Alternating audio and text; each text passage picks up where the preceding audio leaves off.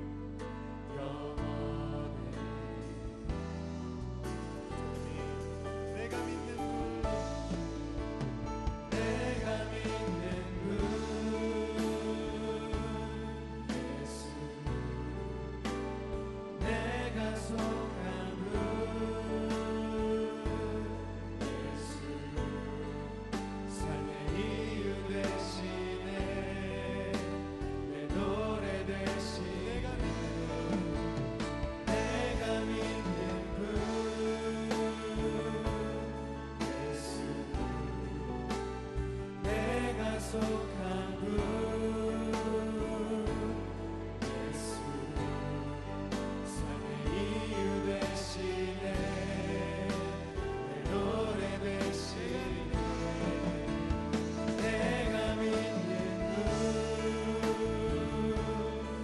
예수 아멘 내가 속한 분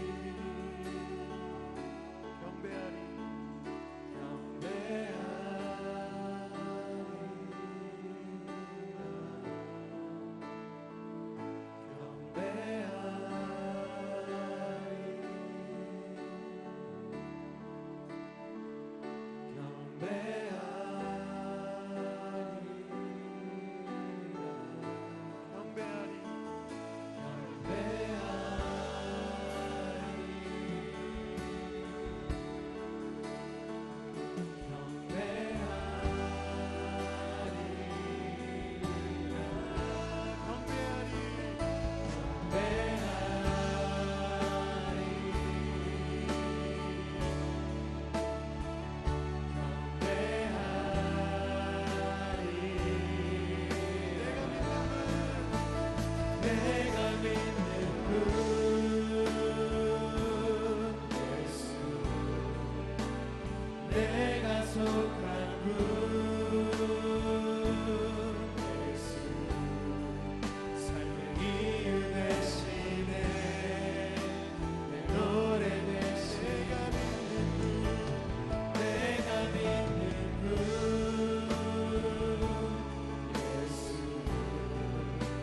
내가 속한 분 예수 삶의 이유 되시네 내 노래 되시네 진심으로 시간 다 함께 한 번 더 기도하였으면 좋겠습니다. 주님, 우리가 주님 손에 모든 것을 내어맡길 만한 믿음의 사람이 되게 하여 주시옵소서. 주님, 이 수요 예배 시간을 통하여서 우리가 아직도 주님께 맡겨드리지 못한 것, 아직도 주님을 의지하지 못한 우리 구석구석 믿음 없는 모습들을 시간에 주님께 내려놓고 않고 온전히 주님만을 바라보고 주님의 영광과 주님의 능력과 주님의 권세 앞에 믿음으로 나아가는 시간이 되게 하여 주시옵소서. 우리 주여 한번 부르고 기도하겠습니다. 주여, 이 시간 주님께 우리의 모든 것들을 맡겨드리기 원합니다. 주님의 손에 우리를 드리기 원합니다. 우리의 믿음 없는 것들, 아직도 주님을 의지하지 못하고 주님의 힘과 주님의 능력 가운데 우리를 내어놓지 못하고 그 승성에서 믿음 없는 모습들을 우리 이 시간에 새롭게 하여 주시옵고 믿음으로 나아가는 법을 배우게 하여 주옵소서. 내 모습이 아니라 나의 연약함과 나의 부족함이 아니라 이 세상의 사람이 아니라 주님을 바라보며 주님의 힘과 능력 가운데 우리를 위하여서 아들을 보내시기까지 사랑하신 주님의 놀라운 구원의 은혜 가운데 우리가 모든 것을 내어놓습니다. 바로 이 예배 시간에 예수 이름으로 주여 우리의 말씀으로 새롭게 하여 주시옵소서. 생각 가운데 우리 믿음을 하게 하여 주시옵소서. 주님 이 시간에 우리를 새롭게 하실 것을 기대합니다.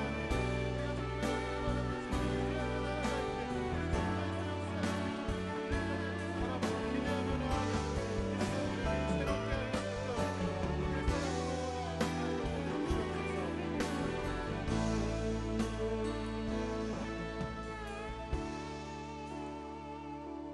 사랑으로 사랑이 많으신 하나님 아버지, 우리를 위하여서 아들을 내어주시기까지 사랑하신 그 주님의 놀라운 은혜가 우리 가운데 함께 하시니 우리가 이 땅 가운데 결코 패배할 수 없는 주님의 성도들인 줄을 다시 한번 확신하며 주님 앞에 나아갑니다.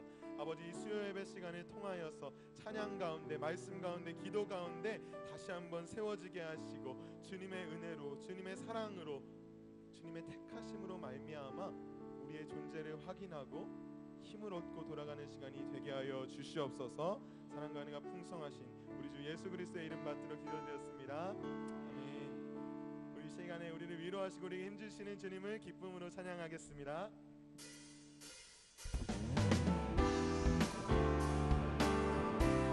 우리 함께 슬픈 마음 있는 사람들에게 찬양하는 시간. 슬픈 마음 있는 사람 예수 이름 믿으며 영원토록 변함없는 기쁜 마음 한 번 더 얻으리. 슬픈 마음 있는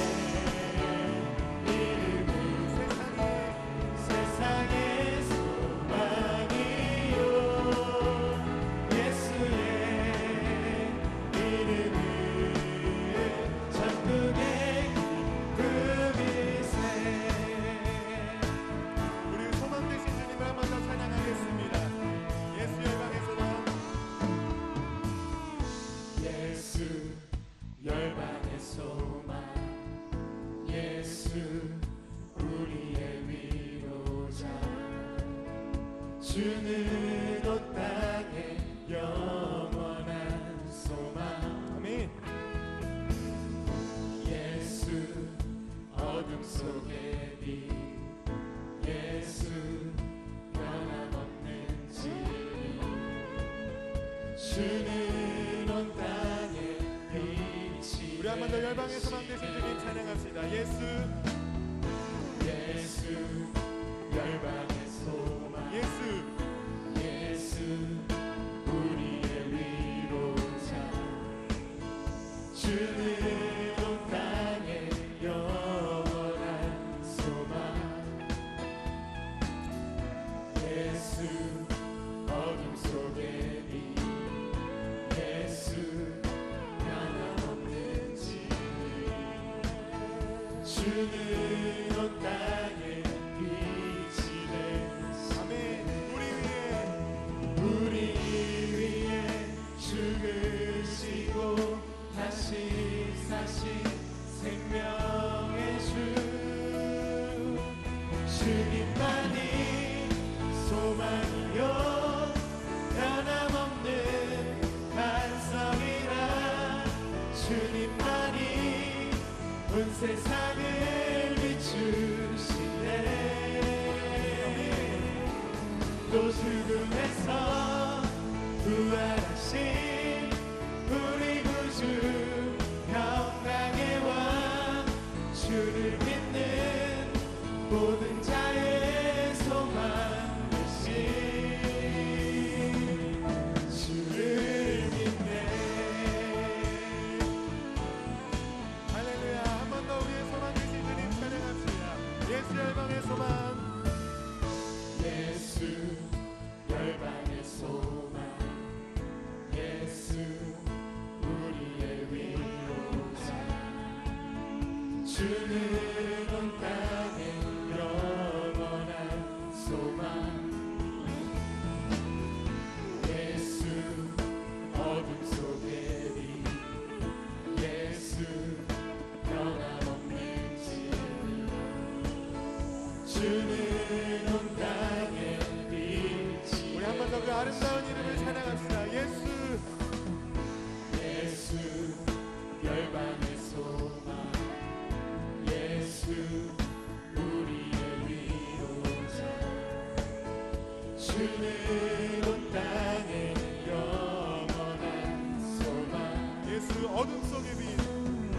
예수 어둠 속의 빛, 예수 변함없는 진리.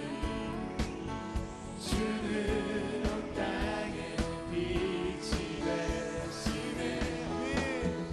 우리 위에 죽으시고 다시 사신 생명의 주. 주님만이 소망이요 변함없는 반석이라. 주님만이 온 세상을 비추시네. 또 죽음에서 부활하신 우리 구주 평강의 왕. 주를 믿는 모든 자의 소망 되신. 한 번 더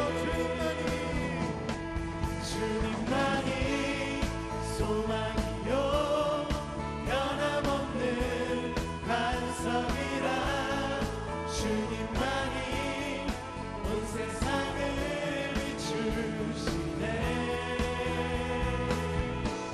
또 죽음에서 부활하신 우리 구주 평강의 왕. 주를 믿는 모든 자의 소망 되신 주를 믿네. 우리 위에 죽으시고 우리 위에 죽으시고 다시 사신 생명의 주. 우리 위에 죽으시고 다시 우리 두 손 높이 들고 선포합시다. 우리 위에 죽으시고 우리 위에 죽으시고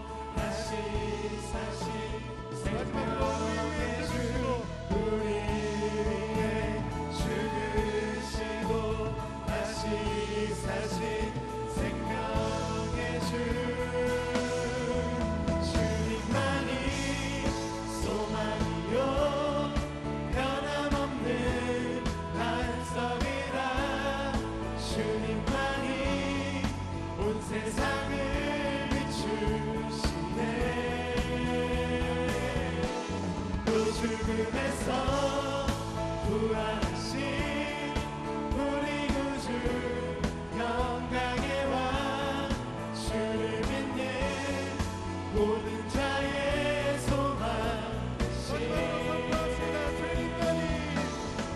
주님만이 소망이요 변함없는 반석이라 주님만이 온 세상을 비추시네 또 죽음에서 부활하신 우리 구주 영광의 왕 주를 믿는 모든 자의 소망이신 주를 믿네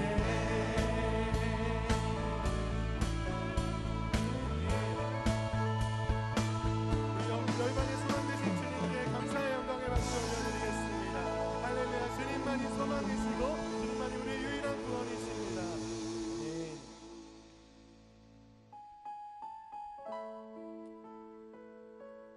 자, 한 번 더 우리의 유일한 구원 되시고 하나님께로 나아갈 수 있는 유일한 길 되어 주신 주님을 함께 찬양하겠습니다.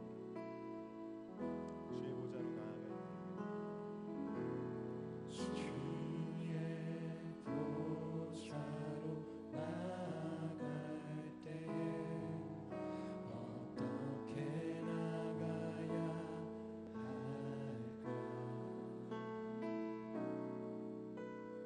나를 구원한 주의 십자가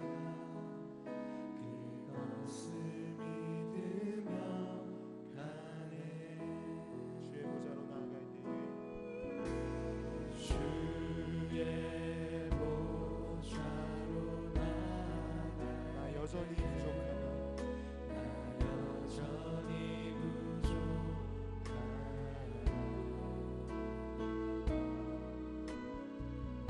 나를 부르신 주의 그 사랑 그것을 믿으며 가네 자격 없는 내 힘이 아닌 자격 없는 내 힘이 아닌 오직 예수님의 보혈로 자격 없는 내 힘이 아닌 오직 예수님의 보혈로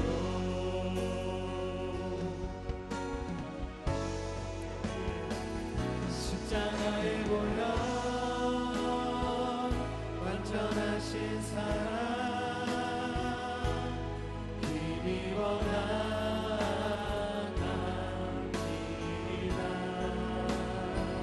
십자가의 보혈 완전하신 사랑 힘입어 예배합니다 네, 한 번 더 찬양합시다. 주의 보좌로 나아갈 때에 주의 보좌로 나아갈 때에 어떻게 나가야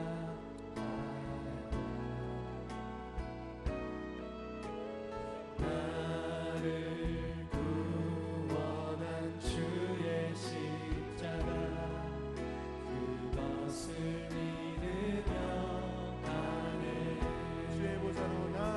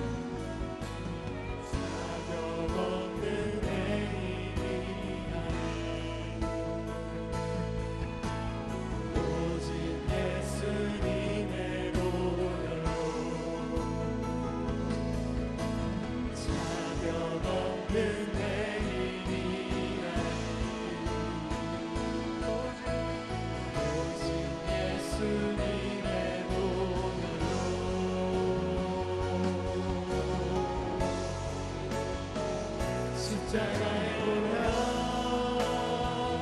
완전하신 사랑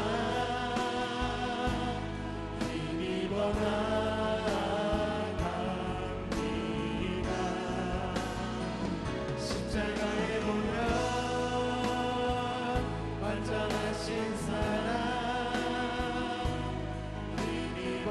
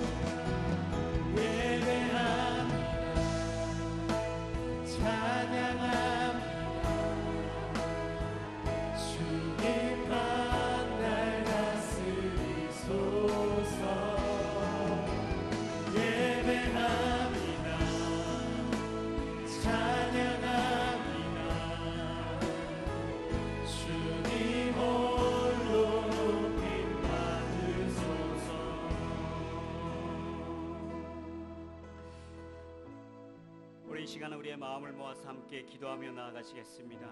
주님, 하나님의 말씀 앞에 나왔습니다. 하나님의 임재 가운데로 들어갑니다. 하나님, 이 자리 가운데 하나님 좌정하여 주셔서 우리의 삶의 무게들을 모두 내려놓고 하나님을 예배하는 그 충만하신 임재 가운데 들어갈 수 있도록 성령 하나님 이 자리 가운데 강권적으로 역사하여 주시옵소서.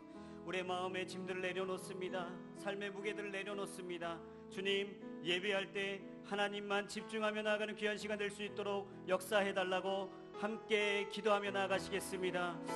살아 역사하신 하나님, 이 시간 하늘문을 여시고 우리 이 자리 가운데 좌정하여 주시옵소서. 우리가 메고 나온 하나님 삶의 무게들이 있습니다. 어려움들이 있습니다. 기도 제목들이 있습니다. 하나님, 그 공고한 가운데 세상에서 돌려버린 하나님 이 마음들 가운데 하나님의 충만하신 말씀으로 채워주시옵시고 거룩하신 그 하나님의 음성을 들으며 나아갈 때 하나님 역사하신 하나님, 하나님을 바라보며 나아갈 때마다 우리 안에 새롭게 일어나는 하나님의 놀라우신 그 역사하심이 하나님 우리 세상을 이기고 남는 믿음으로 충만케 하여 주시옵소서. 거룩하신 주님, 이 저녁 가운데 하나님 함께하여 주시옵시고 하나님을 바라보는 모든 시선들마다 하나님 그 시선이 하나님께로 주목하게 하여 주시옵시고 하나님 주목하는 그 시선들마다 그 삶들마다 하나님 새롭게 역사하시는 하나님의 음성을 들으며 나아갈 수 있도록 인도하여 주시옵소서. 이 시간 하나님의 임재를 기대하며 나아갑니다. 주님, 우리의 마음 가운데 충만하게 임하여 주시옵소서. 할렐루야. 주님 함께하여 주시옵소서.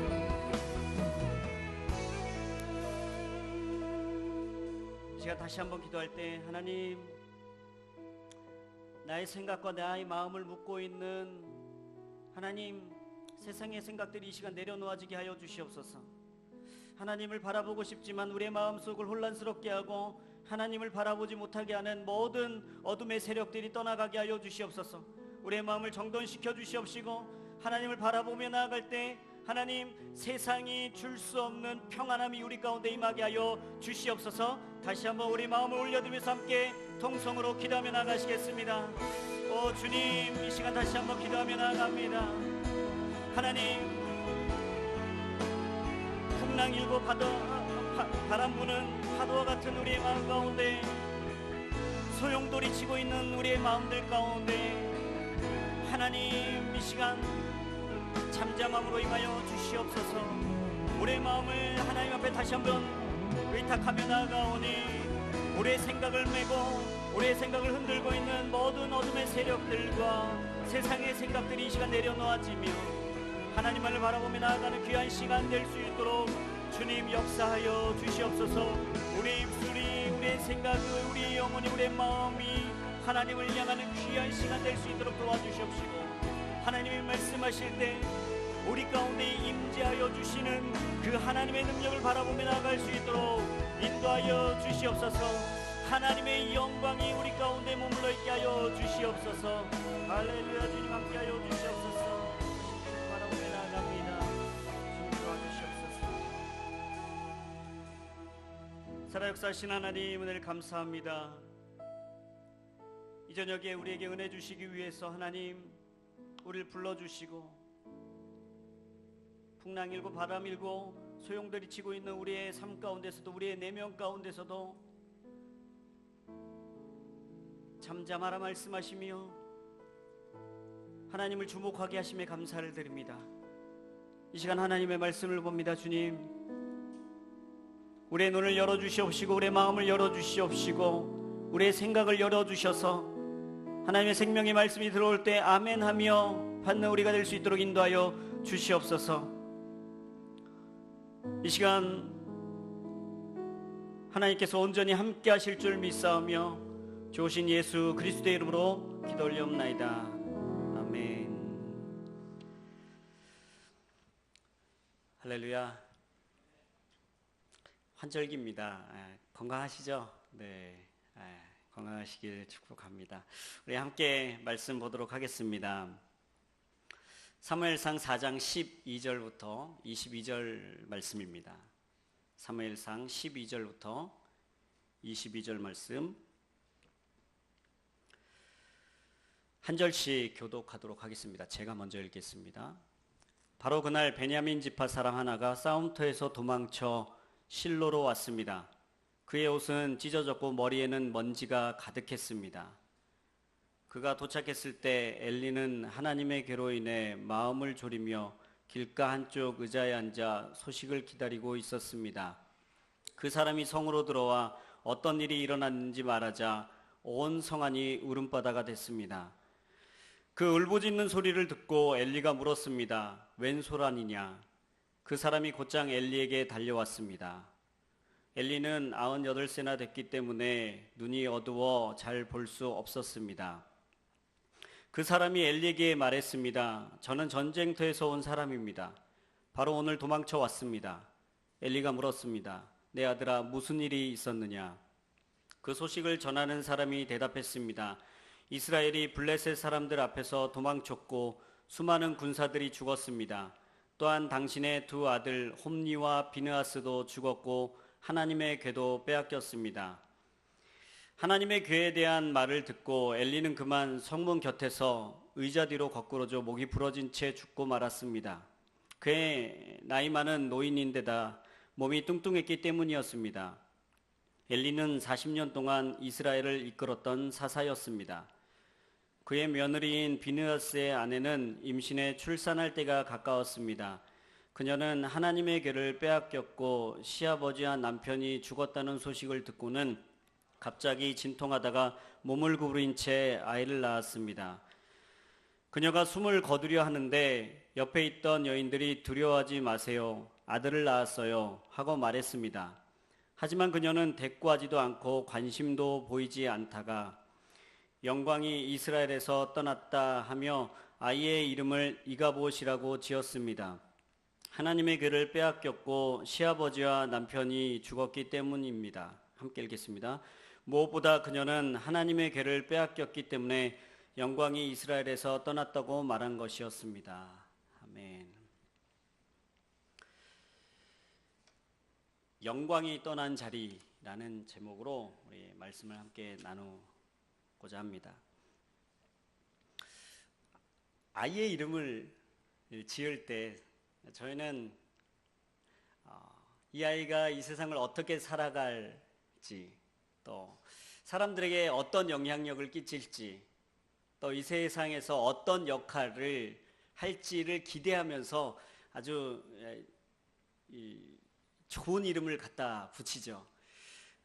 저에게도 아이가 셋이 있는데 아이를 낳을 때마다 아내와 노트 빼곡히 좋은 뜻의 한자, 의미 이런 것들 빼곡히 적어놓고 뭘로 이름을 지을까 우리 함께 기도하면서 결정해보자 하면서 했던 기억이 납니다. 그건 너무 당연한 것이죠. 아이가 낳은 우리 가정에 온 것도 축복이고 이 아이가 이 세상을 어떻게 살아갈지에 대한 기대를 하는 것도 축복이고 또 그 아이가 자라면서 그런 기대에 부응하며 또 그런 부모의 뜻뿐만 아니라 하나님의 뜻대로 살아가는 것을 목도하는 것은 축복입니다. 근데 오늘 말씀을 읽으시면서 느끼셨겠지만 오늘 이스라엘 진중에 아이가 한 명 태어납니다. 아이가 태어나면서 웃으면서 태어나진 않죠. 응애하면서 태어났겠죠. 이 아이가 울고 있는 이 울음소리와 이스라엘 백성들에게서 나는 울음소리는 분명 다른 의미의 울음소리였을 것입니다. 이 아이가 태어나자 이름을 짓는데 그 어미가 이렇게 짓습니다. 이가봇이라고 짓습니다. 이렇게 허망하고 이렇게 이름을 부르고 싶지 않은 이름이 있을까 싶을 정도로 이 의미가 굉장히 독특합니다. 그 의미는 영광이 이스라엘에서 떠났다라는 의미였습니다. 이스라엘 백성들은 하나님을 모시며 살아가는 사람들입니다. 하나님이 주인 되시고 하나님이 힘이 되시는 그런 백성들입니다. 이스라엘에서 정체성 하면 우리가 하나님을 믿는 사람들이다라는 것이 가장 주된 정체성이었을 것입니다. 그런데 그들 중에 난 어떤 아이의 이름이 영광이 이스라엘에서 떠났다. 더 이상 하나님의 영광이 여기에 있지 않다라는 뜻으로 지을 때는 분명 깊은 사연이 있었을 것입니다. 오늘 12절에 나오는 말씀 바로 전에는 이스라엘과 블레셋의 전투가 나옵니다. 오늘 4장 말씀을 보시면 이스라엘과 블레셋의 전투가 나오는데 이스라엘이 집니다. 4,000명 정도의 군사가 죽게 됩니다. 많이 죽은 것이죠. 이 싸움에 지고 나서 많은 사람들이 죽고 나서 장로들이 모였습니다. 아니 왜 우리가 싸움에 졌지? 궁금해하기 시작합니다. 그들이 모여서 패배의 원인을 찾아보니 그들이 내린 결론은 우리에게 여호와의 임재가 있지 않다라는 결론에 다다르게 됩니다. 보면 정확한 결론이죠. 그래서 그들이 찾은 방법은 여호와의 언약궤가 있는 실로로 가서 사람들을 거기에 보내서 언약궤를 가져오게 하는 것이었습니다. 방법이 좀 틀렸습니다. 원인은 정확하게 찾았습니다. 여호와의 임재가 없어서 우리가 졌다. 그렇기 때문에 여호와의 임재를 상징하는 여호와의 궤가 우리에게 오면 우리는 승리할 수 있을 것이다 하고 사람들을 보낸 것이죠. 실제로 가져옵니다. 가져와서 그 여호와의 궤가 이스라엘 진중에 들어오자 사람들이 소리를 지르면서 이 표현 그대로 땅이 흔들릴 만큼 큰 소리로 외칩니다. 지금 대치 중에 있는 블레셋 사람들이 저 사람들이 무슨 소리를 내는가? 4,000명이 죽었다고 곡하는 소리는 아닌 것 같고 그 소리가 마치 전쟁에 모두 다 이겨버린 이제 승리해버린 사람들의 소리처럼 그렇게 환호하고 소리를 지르며 이제는 되었다라는 그런 의미의 소리를 지르고 있습니다. 마치 승리자인 것처럼 그렇게 소리를 지르고 있는 것이죠.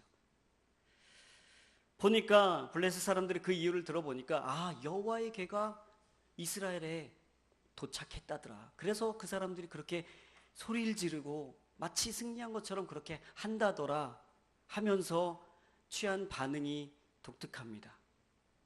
그 반응은 두려워합니다. 블레셋 사람들은 이스라엘 사람들을 애굽에서 하나님이 어떻게 이끌어내셨는지에 대한 소문을 다 들었습니다. 하나님은 어떤 분이시고 이스라엘 백성들을 어떻게 인도하셨고 어떻게 도와주셨고 그 대적이 되는 사람들을 어떻게 멸하셨는지 너무나도 잘 알고 있는 사람들이었습니다. 두려움의 대상이었던 것이죠. 블레셋 사람들이 이 이야기를 자세하게 알고 있었고 하나님의 임재를 상징하는 궤가 이스라엘에 있는 것이 블레셋에게는 가장 아주 큰 두려움이고 위협이었지만 또한 이것을 계기로 전쟁에서의 필승을 다짐합니다. 하나님의 임재를 상징하는 궤를 가지고 있는 이스라엘 백성과 하나님의 임재를 두려워하는 블레셋과의 전투가 시작이 됩니다. 우리가 기대하는 바가 있죠. 이스라엘도 마치 우리와 같은 기대를 했을 것입니다. 자신의 힘으로는 할 수 없는 것들을 하나님이 계시기 때문에 할 수 있다라는 어떤 기대감. 우리는 전에 싸웠을 때 4,000명이 죽었지만 이제는 여호와의 궤가 우리 가운데 있기 때문에 이길 것이라는 기대감이 그 가운데 있었습니다. 나가서 싸웠습니다. 3만 명이 죽습니다. 3만 명. 이상하지 않습니까? 여호와께서 임재하시는 이스라엘 백성에게 두려울 것이 없었습니다. 그 사실을 이스라엘도 알았기 때문에 실로에서부터 가져왔겠죠. 지금 전투를 벌이고 있는 블레셋 군도 알았습니다. 이 하나님이 어떤 하나님이신지 알았습니다. 블레셋 뿐이었겠습니까? 주변의 나라들이 그 소문에 대한 소식들을 다 알고 있었기 때문에 잘 알고 있었습니다. 그런데 그렇게 기대했던 것과는 전혀 다른 결과가 지금 벌어지고 있는 것이죠. 죽어가면서도 싸움 앞에, 전투에 나가서 죽어가면서도 이게 어떻게 된 일이지, 우리 이게 아닌데 하면서 죽어갔을 것입니다. 뭐가 잘못된 것일까요? 오늘 4장 이 후반부 12절에서부터 나오는 이 본문을 통해서 지금 이 이스라엘이 당한 영적인 상황이 어떤 것인지, 엘리의 집으로 대표되고 있지만 이스라엘의 전반적인 영적인 상황이 어떤지를 보면서 우리가 하나님의 임재가 우리 가운데 왜 있어야 되는지, 혹시 우리가 여전히 우리 안에 하나님의 임재를 방해하고 있는 어떤 것들이 여전히 존재함에도 불구하고 착각하고 살아가고 있는지 한번 돌아보는 시간 되었으면 좋겠습니다. 오늘 엘리의 집안의 이야기들이 나옵니다. 3만 명이나 죽은 그 사람들 속에 엘리의 아들들도 있었습니다. 홈니와 비느하스였습니다. 이제 3만 명이나 죽었기 때문에 온 이스라엘이 초상집이 될 거라는 것은 불보듯 뻔한 일이었습니다. 한 사람이 도착합니다. 옷이 찢어졌고 누가 봐도 승리자의 모습은 아니었습니다. 싸움터에서부터 도망와서 이스라엘에 있는 그곳으로 옵니다. 사람들이 물어보겠죠. 전쟁에 지금 아주 많은 숫자들이 나가서, 청년들이 나가서 싸우고 있는데 그것에 관심 없을 사람들은 없었을 것입니다. 물어보았겠죠. 어떻게 된 일인가? 무슨 일이 있는가? 그가 지금 어떤 일이 벌어졌고 지금 당한 일들을 자세히 설명하자 온 성안이 울음바다가 됩니다. 14절을 보시면 울부짖는 그 소리를 듣고 엘리가 물어봅니다. 엘리는 눈이 어두워서, 나이가 많아 눈이 어두워서 눈으로 볼 수가 없었습니다. 소리를 듣고 웬 소란이냐 하자 그 사람이 곧장 엘리에게 달려가서 이 모든 일들에 대해서 이야기를 하죠.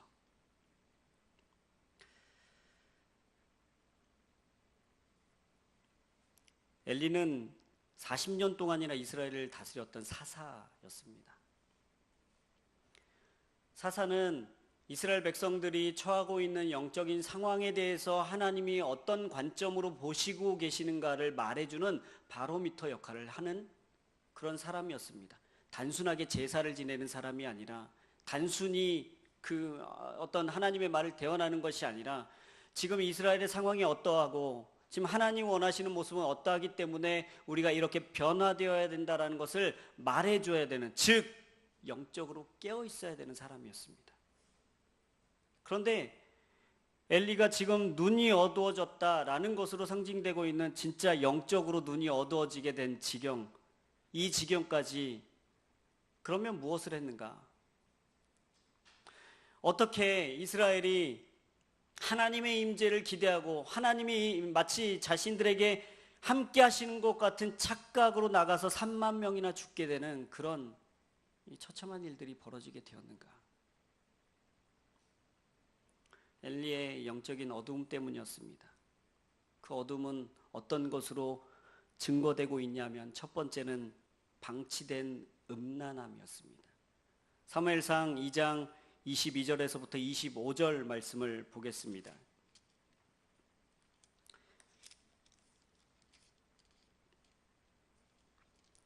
제가 읽어드리겠습니다. 나이가 들어 늙은 엘리는 자기 아들들이 온 이스라엘 백성에게 행한 모든 일과 회막문에서 일하는 여자들과 잠을 잔 것에 대해 다 듣게 됐습니다. 그래서 엘리가 아들들에게 말했습니다. 너희가 어떻게 이런 짓을 할 수 있느냐? 내가 사람들에게서 너희가 저지른 못된 행동들에 대해 다 들었다. 내 아들들아, 그러면 안 된다. 사람들 사이에 들리는 소문이 좋지 않구나. 아들들은 회막문에 수종드는 여인들과 동침을 합니다. 음란한 짓을 합니다. 그것을 알게 된 엘리는 문자를 보면서 엘리가 그래도 자식을 훈육하기 위해서 아들들아 그렇게 하면 안 된다라고 이야기하고 있구나라고 보신다면 너무 행간을 잘 못 읽으신 것입니다. 이 뉘앙스를 보시면 전혀 아들들의 행동을 고치려는 의지가 없습니다.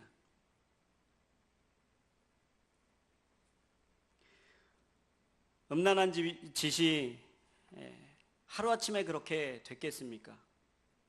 처음에는 그냥 쳐다보는 것으로, 그 다음에는 말들로, 여러 번의 시도들로, 그리고 실제로 실천하는 단계까지 나아가게 된 것이죠. 이 과정을 엘리가 몰랐을 리 없습니다. 이스라엘 백성들에게 들려오는 소문을 통해서 아이들의 못된 행실에 대해서 분명히 들었을 것입니다. 그런데 엘리는 아이들의 그 음란함을 그냥 방치해 둡니다. 오늘에서야 아들들아 그러면 안 된다라고 말하고 있지만 이 말하고 있는 이유가 정말로 이 행동이 나빠서 그렇게 해서는 안 돼서가 아니라 뒤에 나오고 있죠. 사람들 사이에 소문이 좋지 않구나. 너희에게 말하고 있는 사람들의 소문이 좋지 않구나. 하나님이 이 일을 보실 때 부정하게 여기시고 바르지 않게 여기실까가 아니라 사람들이 보니까 그 일을 하지 않았으면 좋겠다라고 권유하고 있습니다.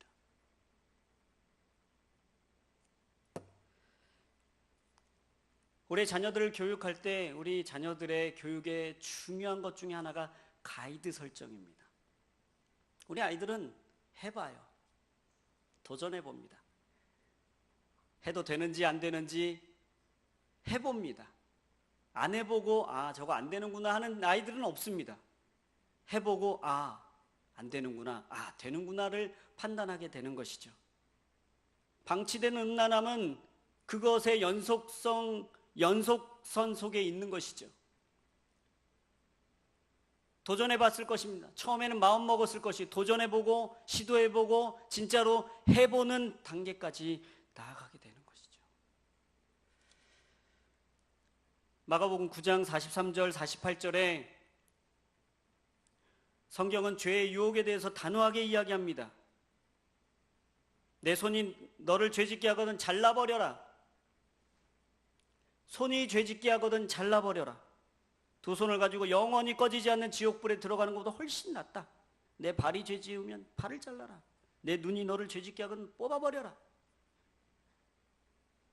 아주 단호하게 이야기합니다.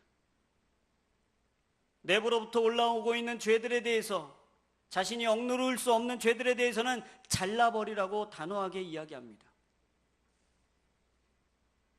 그냥 적당히 권유해서 적당히 좋은 말로 타일러서 데리고 오라고 하지 않습니다.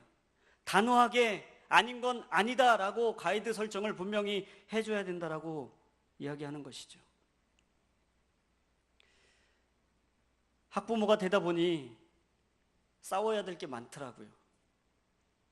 아이들이 날마다 집에 와서 하는 질문들, 그리고 한번 해보는 것들이 이제 예전에는 어렸을 때는 행동으로 보였다가 이제는 말로 해봅니다.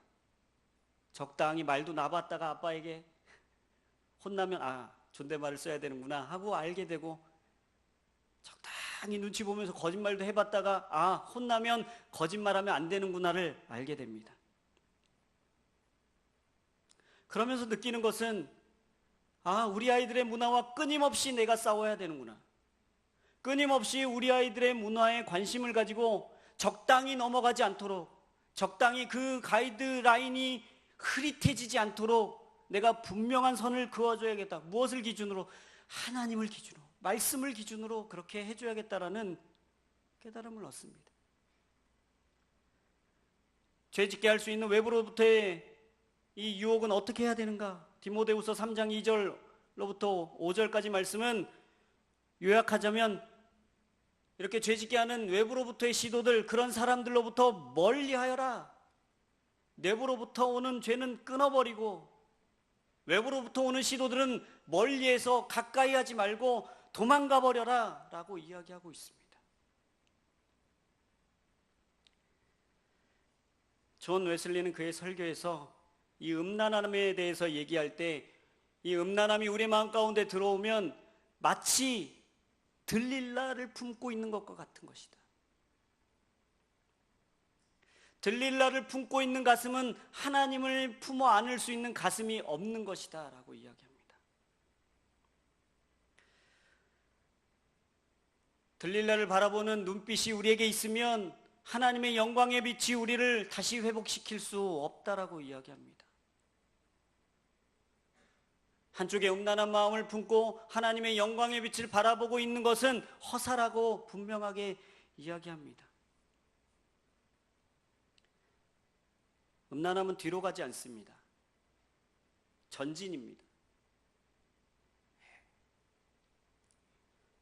이 아들들은 아버지의 이 우유부단함에 정확하게 해도 되는 것, 안 되는 것을 설정해 놓지 않는 이 자녀 양육 방식에 그냥 끝까지 가버리게 된 것이죠.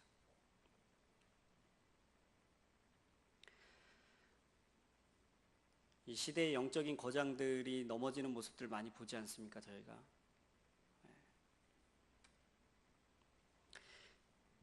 그런 기도 열심히 하고 말씀 열심히 보던 영적인 거장들이 넘어질 때는 정말 힘이 센 장사가 와서 넘어뜨리지 않습니다.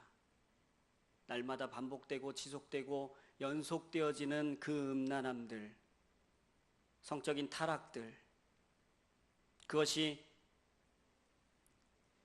도대체 어떻게 그럴 수 있지라고 말할 만한 그런 사람들을 넘어뜨리게 되는 것이죠. 어떻게 그럴 수 있냐고요? 우리는 그런 것들을 볼 때마다 곧장 따라오는 생각을 지울 수 없습니다. 그럴 수 있다. 그럴 수 있다. 그것이 인간이 갖고 있는 연약한 죄성의 한계이다 라는 것을 고백하지 않을 수가 없습니다. 사랑하는 여러분, 우리 안에 방치된 음란함은 없어지지 않습니다. 지금 작동하지 않을지라도, 지금 잠시 휴지기를 거칠지라도 언젠가는 고개를 들고 일어나서 우리를 잡아삼킬 듯이 일어나게 될 것입니다. 커다란 바위는 한 방에 깨지지 않습니다. 아주 작은 실금을 통해서, 다시 봉합되지 않는 그 실금을 통해서 지속적으로 조금씩 어떤 사람도 알아채지 못하게 그렇게 우리를 무너뜨려도 가는 것이죠. 누구도 알지 못하는 우리의 마음 가운데 방치된 음란함이 있다면 이 시간 하나님 도와주십시오. 이 음란함을 안고, 우리의 이 죄악을 안고 하나님의 영광을 바라볼 수 없습니다. 하나님, 이 저녁에 도와주셔서 우리 가운데 방치된, 그냥 묻어두었던, 이 정도는 괜찮겠지라고 했던 음란함들이 있다면 하나님 도와주십시오라고 기도하는 여러분 되시길 축복합니다. 두 번째는 자식을 더 사랑함이었습니다. 사무엘상 2장 28절에서부터 29절 말씀 제가 읽어드리겠습니다. 내가 이스라엘 모든 지파 가운데 내 조상을 선택해 내 제사장이 되게 하고 내 제단에 올라가 분향하고 내 앞에서 에봇을 입게 했다.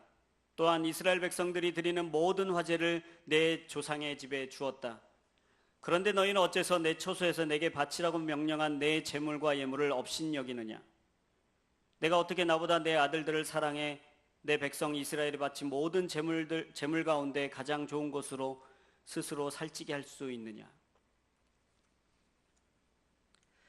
엘리의 마음 가운데 가득 찼던 것은 자식을 사랑함이었습니다.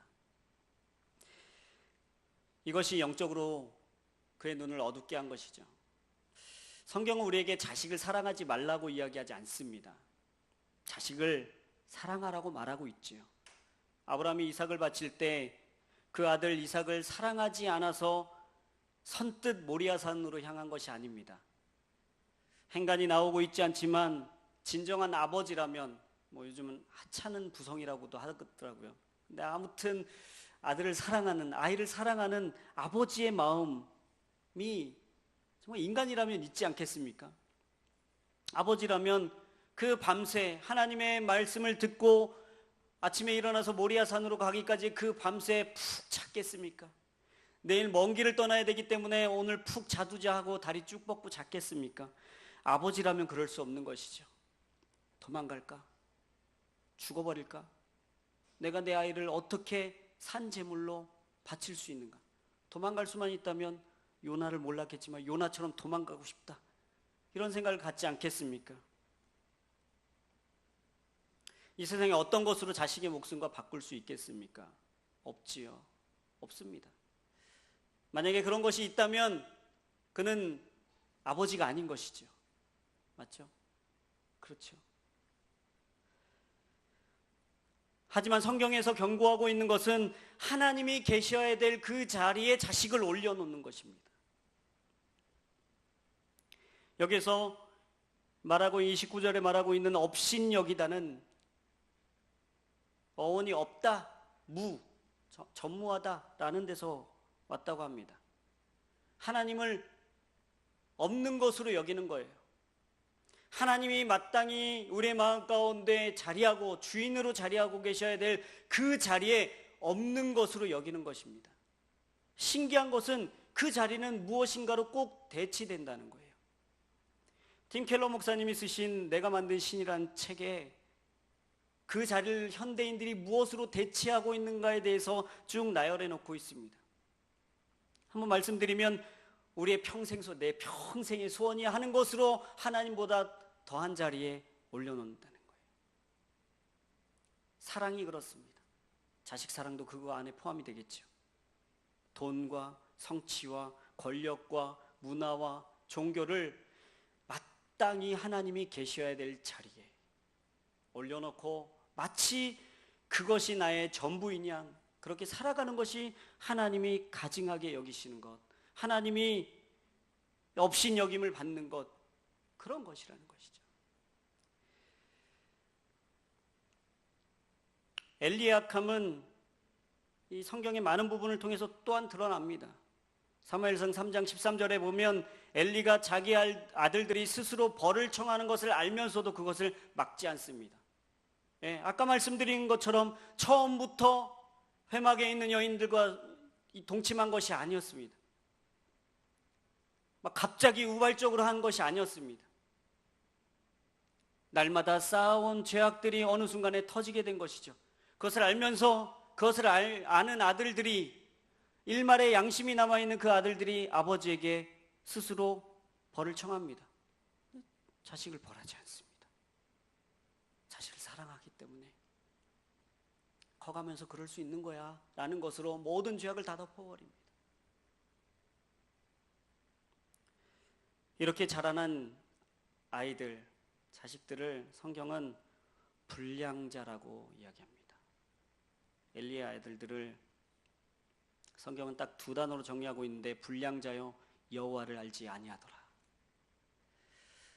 사랑하는 여러분, 우리가 우리의 자식을 사랑하죠. 우리의 자녀들을 사랑합니다.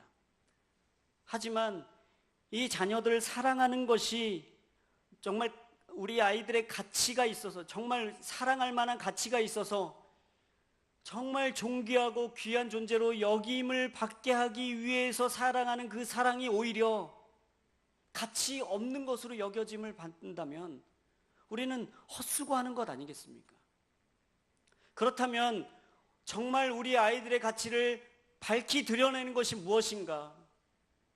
우리 아이들이 우리 아이들의 가치를 밝히 드러내면서 정말 존귀한 자로 성장해 가는 것이 무엇인가를 분명하게 아는 것이 부모된 자들의 지혜인 것이죠.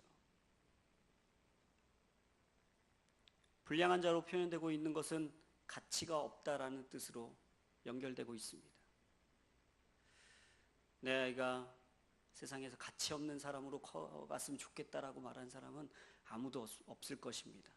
하지만 우리가 무의식 중에 하나님의 자리에 하나님을 밀어내고 그 자리에 우리의 자식들을 올려놓으려고 하는 그 시도가 오히려 우리 아이들을 망치고 우리 아이들을 가치 없는 존재로 만들어버리는 1등 공신이 된다는 것을 여러분 꼭 기억하시길 축복합니다.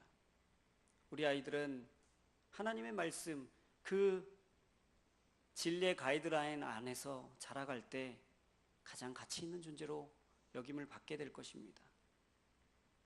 우리가 그것을 말해줘야 되지 않겠습니까? 좋은 학원 보내고 맛있는 것 외식하고 좋은 옷을 입히는 것, 그것이 우리 아이들의 존재 가치를 더 존귀한 존재로 만들지 않습니다. 오히려 때로는 아프지만 우리 아이들에게 회초리를 들어야 될 때 분명하게 들어야 되고,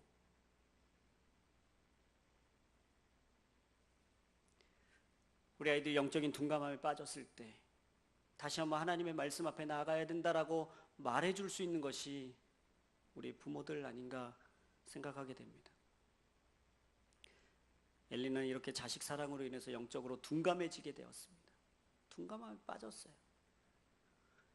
내가 하나님을 더 사랑하는지 자식을 더 사랑하는지도 모르는, 그래서 기도의 자리에 앉아서 열심히 울면서 기도하고 있는 한나를 보면서 술 취한 거 아니야?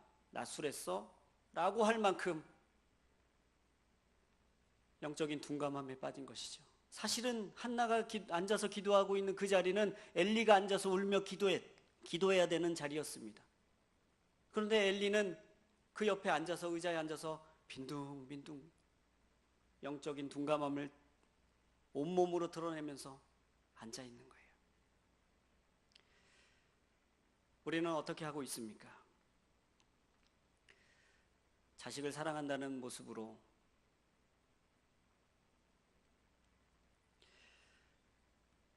우리 아이들의 마음 가운데 하나님이 계셔야 될 그 자리에, 또 우리의 마음 가운데 하나님이 계셔야 될 그 자리에 혹시 우리 자녀들을 향한 열망으로, 내가 못 이룬 꿈 우리 아이들이 이뤄주겠지라는 욕심으로 혹시 돈이나 성취나 권력이나 이 세상 문화가 그렇기 때문에 그렇게 문화를 따라가는 거야 하는 그런 문화들로 대신하고 있지 않습니까? 팀 켈러 목사님은 그런 우리 현대인들의 모습을 경고하고 있습니다. 그 자리는 다른 것으로 대체할지라도, 하나님이 계시지 않으면 다른 것으로 대체할지라도 채워지지 않는다.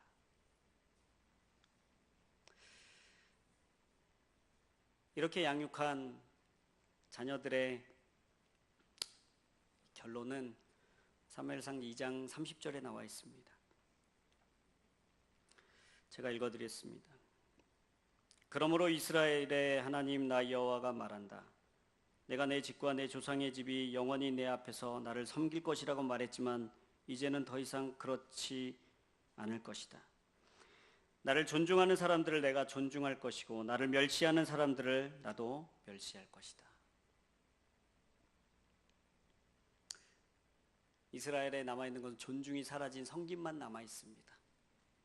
섬기고 있지만, 일하고 있지만 하나님의 임재가 드러나지 않고 진정한 마음에서 우러나오고 있는 섬김이 아닌 그냥 행위로서의 섬김만이 남아있는 것이죠. 엘리의 이렇게 자란, 이런 부모 밑에서 자란 엘리의 아들들의 이 악행이 구체적으로 또 성경에 많은 부분에 나와 있지만 결국 여호와의 제사를 업신 여기는 데까지 나아가게 됩니다. 이들이 어떤 일들을 하냐면 사람들이 가지고 온 재물을 하나님 앞에 드려야 됨에도 불구하고 그냥 그 옆에 서 있다가 갈고리로 쿡 찍어서 맛있는 고기를 건져 먹는 거예요. 하나님께 드리기 전에 맛있는 고기를 자기들이 먼저 취하는 거예요. 어떤 주석학자는 아마 이 자식들이 건져온 그 고기들을 엘리도 먹었을 것이다 라고 해석합니다. 기름이 있는 데가 맛있습니다. 퍽퍽한 살코기보다는 기름이 있는 데가 부드럽고 맛있죠. 그러나 기름을 먹는 것은 금지되어 있었습니다. 화제의 기름은 여호와께만 바치도록 되어 있었습니다. 자기의 배를 배불리는 데가 아니라 하나님께 영광을 올려드리는 데 사용하도록 드려진 제물이었다는 것이죠. 이제는 이렇게 하나님께 드리는 제사도 하나님께 드려지는 예배도 아무것도 아닌 것처럼 그렇게 치부해버리는 결론에 다다르게 된 것입니다. 이런 행동이 어디에서 나왔을까요? 예상했던 것처럼 엘리에게서 나온 것이었습니다.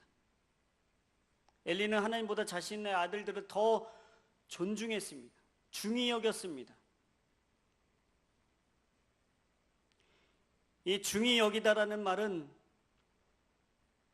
지금 30절에 나와 있는 존중하는 사람을 내가 존중하고 존중하지 않는 사람을 내가 존중하지 않겠다라고 말하고 있는 그 단어입니다. 이것은 엘리가 이 앞에서 나왔던 전쟁에 패한 사람의 소식을 듣고 뒤로 꼬꾸라져서 죽었던 이유는 여기에서는 성경에서는 살이 쪄서 그렇게 죽었다라고 말하지만 그 살찌다가 이 중히 여겼다와 같은 단어를 쓰고 있다고 합니다.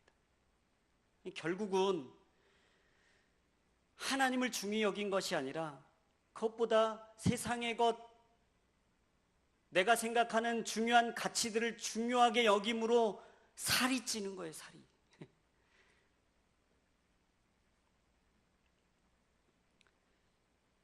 엘리는 40년 동안이나 이스라엘 백성들을 다스렸습니다.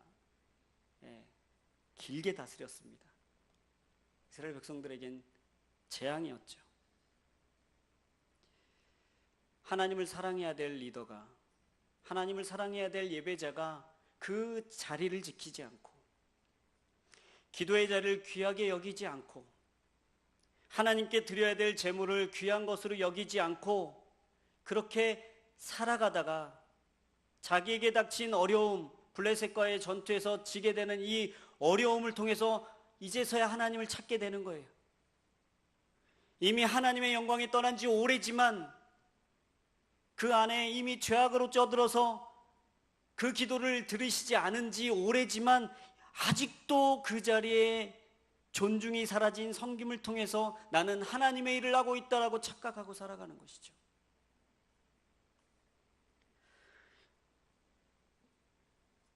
얼마나 비극입니까? 만약 이 순간 예수님께서 이 땅에 오신다면 하나님 어서 오십시오.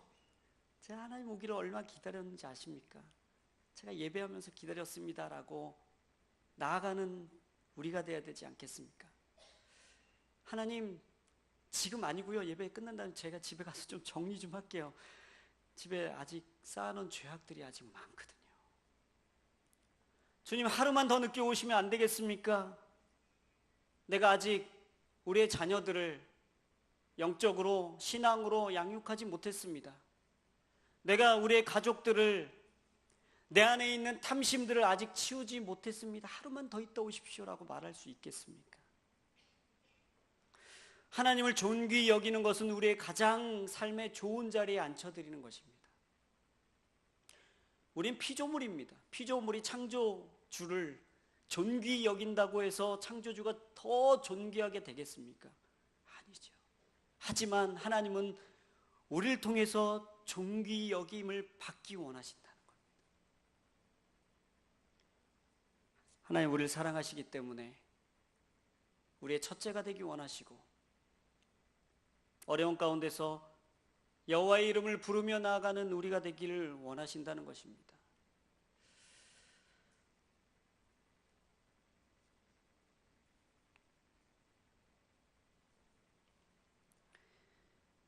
엘리의 집이 하나님 앞에서 영영이 행하리라 라고 시작했던 사무엘상 말씀이 불과 한 장도 지나기 전에 오늘 말씀처럼 영영토록 심판하겠다 라고 바뀌고 있습니다. 사랑하는 여러분, 우리가 세상을 살아갈 때 여전히 세상에 발 담그고 살아가면서 여전히 우리 마음 가운데 하나님을 대신하는 것들로 수두룩히 쌓아놓고 살면서 우리가 어려울 때, 고난당할 때, 필요할 때, 뭔가 좋은 것을 얻어야 될 때만 하나님을 이용해 먹고 있진 않는지요. 하나님의 엘리의 집을 통해서 경고하고 계십니다. 우리 안에 있는 죄악들을 없이 하고 하나님 존귀히 여기고 하나님의 예배 그리고 기도의 자리를 업신여기지 말고 우리의 인생 가운데 하나님보다 더 높아진 것들을 과감하게 끊어버리는 그런 결단이 있지 않고서는 하나님 우리의 기도를 들으실까요?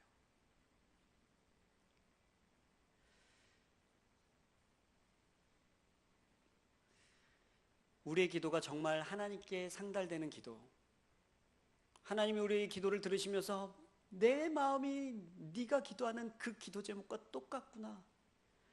하나님 하늘에서 상상해 보는 겁니다. 하나님 하늘에서 박수를 치면서 그래, 내가 세상을 향해서 기도하고 싶은, 말하고 싶은 것이 네가 지금 기도하고 있는 그 기도 제목이야. 그렇게 말씀하시는 영적인 민감함을 가지고 영적으로 깨어 있어서 이 시대의 문화에 대해서, 이 시대의 흐름에 대해서, 영적인 상태에 대해서 분명하게 깨닫고 하나님 이 안타까운 상황을 긍휼히 여겨주십시오 기도하는 저와 여러분이 되길 축복합니다. 그냥 우리의 문제 가지고 힘겹게 가는 것이 아니라 정말 하나님의 마음이 이 땅 가운데 내려오시며 어디에 있을까? 하나님은 어딜 보시면서 애달파하실까? 가슴 아파하실까? 아, 그렇구나. 저길 보면서 안타까워하시겠다. 그럼 거길 위해서 같이 기도하고 그런 좀 하나님의 임재가 있는, 하나님의 영광을 우리의 눈으로 마치 보는 것 같은 그런 기도를 해보고 싶지 않으십니까? 이 시간 축복하기는 여러분의 삶 가운데 정말 그런 모든 죄악들, 묵었던 죄악들 다 털어버리고 하나님 앞에 내려놓고 하나님 이제는 다시는 반복적인 죄 짓지 않겠습니다. 내 안에 묵혀뒀던 거 이 정도는 괜찮지 않아? 라고 했던 것들, 지금 생각나는 것들 하나님 용서해 주십시오. 하나님을 대신하려고 했던 그런 시도들 하나님 용서해 주십시오. 기도하며 거룩한 모습으로 하나님 앞에 나아가는 저와 여러분 되길 축복합니다. 이 시간 정말 우리의 마음을 모아서 함께 기도했으면 좋겠습니다.